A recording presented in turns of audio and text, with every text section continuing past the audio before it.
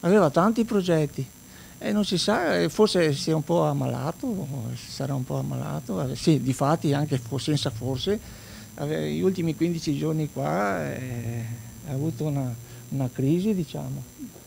Una crisi.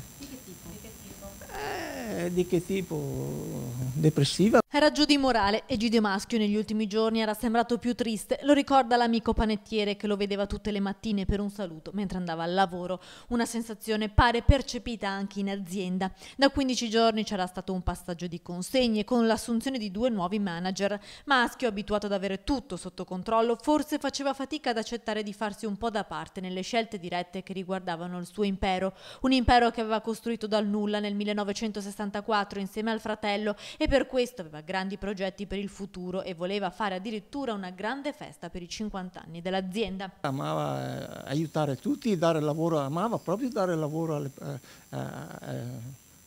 agli altri. Ci voleva bene a tutti, insomma. Lui godeva quando che assumeva delle persone. Ma sul suicidio del re delle macchine agricole incombe l'ombra dei debiti di un pesante scoperto con le banche dopo le recenti acquisizioni.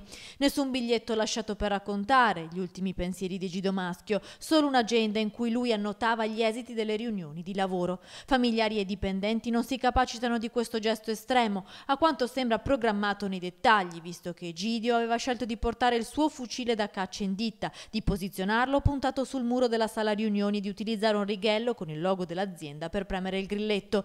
Oggi, proprio nella sede principale della Maschio Gaspardo, c'è stato anche un incontro con i sindacati.